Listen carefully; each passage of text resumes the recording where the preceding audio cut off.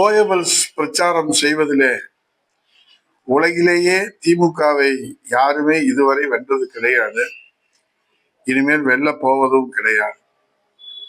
அதற்கு தமிழகத்திலே பல உதாரணங்களை நாம் வரலாற்றிலே பார்த்திருக்கின்றோம், படித்திருக்கின்றோம். அதிலே சிலவற்றை நாம் இங்கே நினைவு கூற வேண்டும். சிதம்பரம் அண்ணாமலை பல்கலைக்கழகத்திலே கலைஞர் அவர்களுக்கு டாக்டர் பட்டம் வழங்கிய போது அதை எதிர்த்த உதயகுமார் என்ற மாணவர் மர்மமான முறையிலே அடித்து கொல்லப்பட்டார். அது குறித்து எதிர்கட்சிகள் கேள்வி எழுப்பிய போது அம்மாணவனின் தந்தையை விட்டு இறந்து போனது தன் மகனே அல்ல என்று கூற வைத்தார் திமுகவுடைய தலைவர் கலைஞர் அவர்கள்.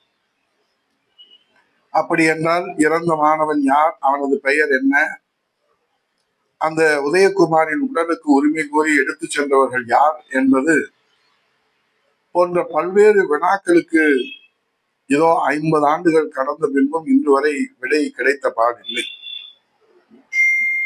அதே போன்று 525 வாக்குறுதிகளை தேர்தல் நேரத்திலே தந்தார்கள். 10% கூட அவர்கள் அதை நிறைவேற்றவில்லை.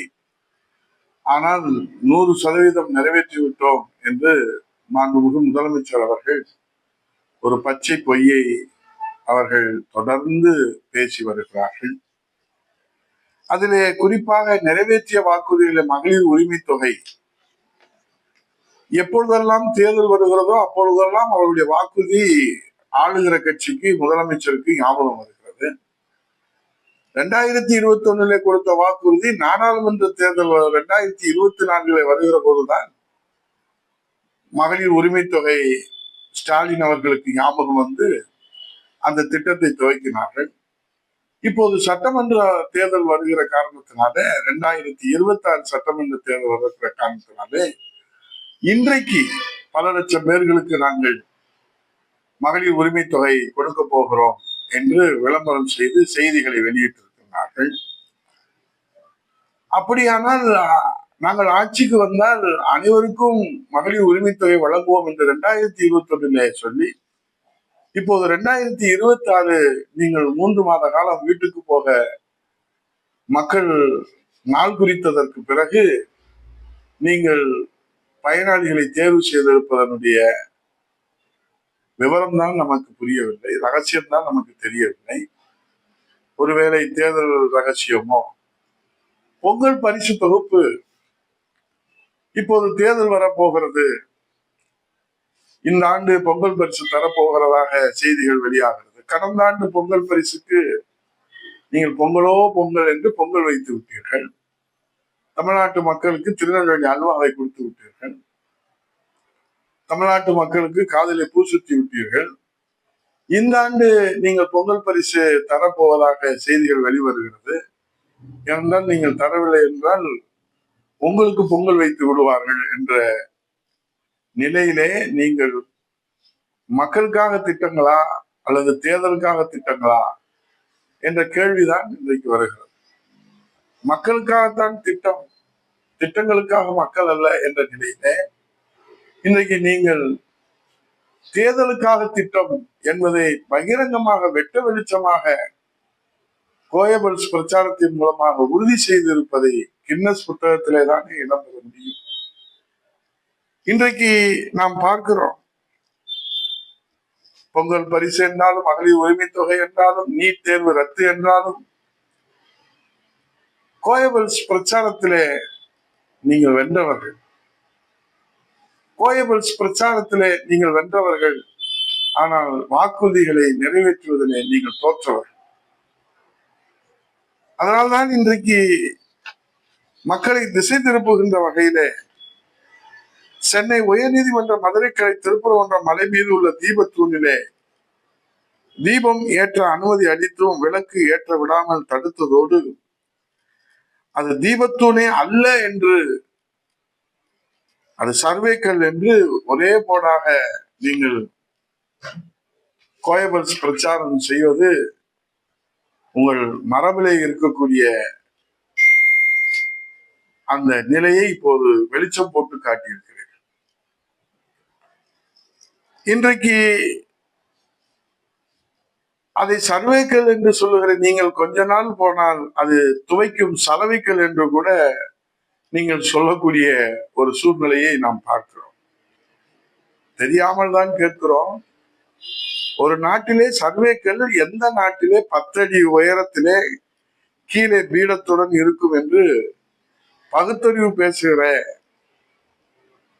இன்றைக்கு இருக்கக்கூடிய ஆட்சியாளர்கள் இதை எப்படி மனமுகந்து சொல்லுகிறார்கள்? அது மட்டுமல்ல, எங்களுக்கு எதிராக தீர்ப்பு வழங்கினால், எங்களுக்கு விரும்பாத, நாங்கள் பிடிக்காத, எங்கள் வாக்கு வங்கிக்கு எதிராக தீர்ப்பு வழங்கினால் நாங்கள் உச்ச நீதிமன்றம் வரை சென்று நீதித்துறையை அச்சுறுத்துவோம், நீதித்துறையை நாங்கள் அச்சுறுத்துவோம், நாங்கள் விரும்பிய தீர்ப்பு வந்தால் அது வழங்கிய தீர்ப்பு, நாங்கள் விரும்பாத தீர்ப்பு வந்தால் அது வாங்கப்பட்ட தீர்ப்பு என்பது உங்கள் தலைவர் அவர்கள் சொன்ன உரை.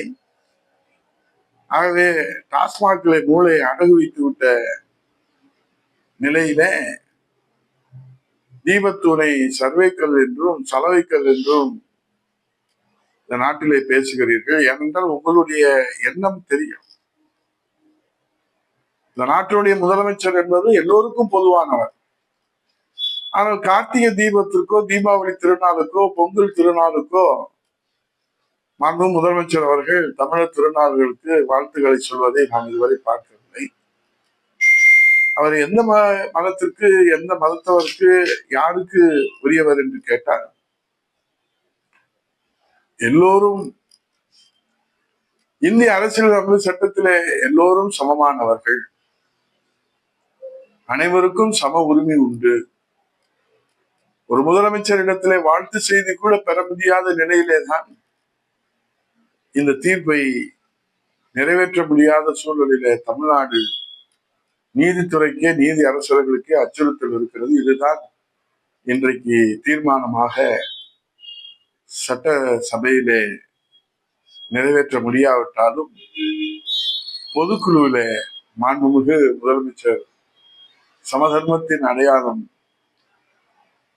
எல்லோராலும் நேசிக்கப்படுகிற, எல்லோராலும் நம்பிக்கை வைத்திருக்கிற புரட்சி தமிழையா எடப்பாடியார் அவர்களுடைய வழிகாட்டுதலோடு 16 தீர்மானங்களிலே நீதித்துறை அச்சுறுத்துகிற இந்த ஆளுகிற அரசுக்கு கடும் கண்டனம் தெரிவித்ததோடு இந்த கோயபல்ஸ் பிரச்சாரத்திலே தொடர்ந்து நீங்கள் மக்களை வஞ்சிக்கின்றீர்கள் என்பதை எடுத்துரைத்து, தான் பிடித்த முயலுக்கு 3 கால் என்ற நிலையிலே தான் இந்த அரசு இருப்பதை மக்களுக்கு வெளிச்சம் போட்டு காட்டுகிற, நீதித்துறை அச்சுறுத்துகிற இந்த நிலை தொடர்ந்தால் சாமானியர்கள், ஏழை எளியவர்கள் அவருடைய உரிமையை பாதுகாப்பதற்கு எங்கே போவது என்பதை கேள்வியாக இன்றைக்கு போராட்டக்களமாக மாறிக்கொண்டிருக்கிற நிலையில தமிழ்நாட்டு மக்களை நாம் எச்சரிக்கையாக இருக்க வேண்டும்.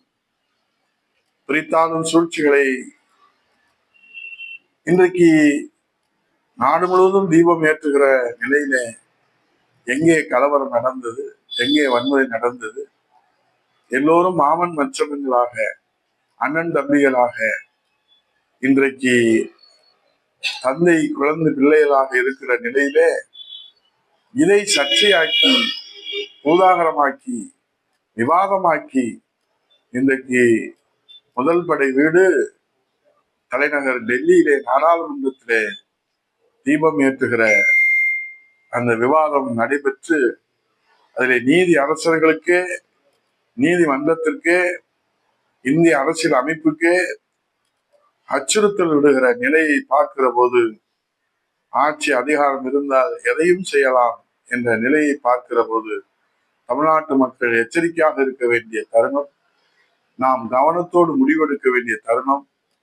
புரட்சி தமிழர் ஐயா எடப்பாடியார் என்கிற சமதர்மத்தின் அடையாளம், ஜனநாயக பாதுகாவலர் ஐயா எடப்பாடியார் அவர்களை நாம் ஆதரித்து இந்திய அரசியல் அமைப்பு சட்டத்தை உயிர் வரச் செய்து அனைவரும் இந்நாட்டு மன்னர்கள், எல்லோரும் சமம் என்ற அந்த நிலையை உருவாக்குவதற்கு காலம் கனிந்து வந்திருக்கிறது. 2026 சட்டமன்ற தேர்தலில் நாம் கவனத்தோடு, எச்சரிக்கையோடு சட்டமன்ற தேர்தலை எதிர்கொண்டு புரட்சி தமிழர் ஐயா எடப்பாடி தலைமையிலே மக்களாட்சிக்கு மகுடம் சூட்டுவோம், வெற்றி வாகை சூடுவோம்.